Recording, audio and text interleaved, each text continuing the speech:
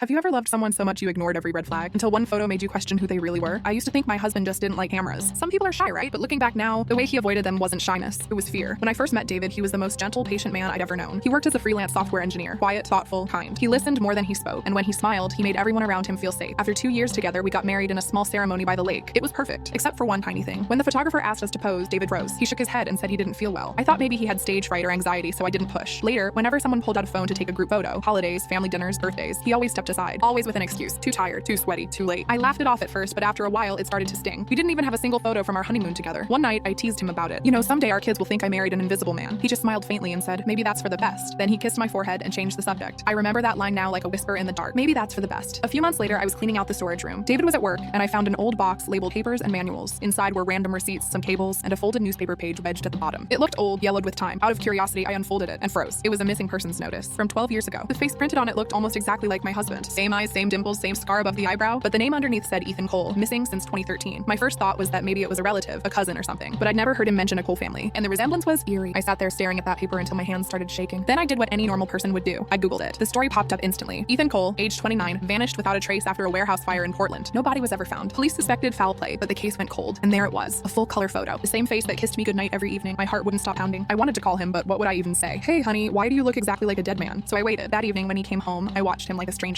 Every move, every expression, he noticed immediately. What's wrong? He asked. I told him I'd found an old newspaper clipping in the storage room. He went very still. Then he said carefully, you shouldn't go through old things, Emma. Some memories are better left alone. That sentence sent chills down my spine. I pressed him, asked who Ethan Cole was. He denied knowing the name at first, but when I held up the photo, his face drained of color. He sat down slowly, buried his face in his hands and whispered, I didn't think it would ever find me again. That's when I realized he wasn't shocked that I found the photo. He was shocked that the world hadn't forgotten him. He told me everything, piece by piece. His real name was Ethan. 12 years ago, he worked for a small tech startup that got caught up in a financial scandal. When the company burned down, literally in that warehouse fire, his boss died, and Ethan was blamed. He said he hadn't set the fire, but the evidence pointed straight to him. The police were closing in, and terrified, he ran. He changed his name, moved states, and started over. David was the name on a fake ID he'd bought from someone who promised new beginnings. When he met me, he swore he'd tell me someday. But the longer we were together, the harder it became to risk losing me. And photos could expose him. Facial recognition, online searches, one tag, and everything he built would collapse. He looked at me, tears in his eyes, and said, I'm not the man they said I was. Emma, I swear it. I didn't know what to think. Part of me wanted to believe him. Part of me wanted to run. But when you love someone, fear and love tangle until you can't tell which is which. That night, I couldn't sleep. I looked up the case again, and something didn't add up. The investigation had never proven Ethan guilty. In fact, a year later, someone else had confessed on a deathbed to setting that fire. But by then, the story had faded, and Ethan was still missing. I realized he'd been living in hiding for nothing, running from ghosts that no longer chased him. The next morning, I printed that article, the one that cleared his name, and left it on the kitchen table. When he read it, he just stared at it for a long time. Then he looked up, eyes wet, and said, so I can stop hiding? I nodded. He smiled, a real, unguarded smile. And for the first time, he said, take our picture. We did, just one. A simple selfie by the window, light spilling in behind us. His hand was trembling when he pressed the button. That photo still sits on our mantle today, the only one he ever let me take. Not because he stopped being afraid, but because he finally had something worth being seen for.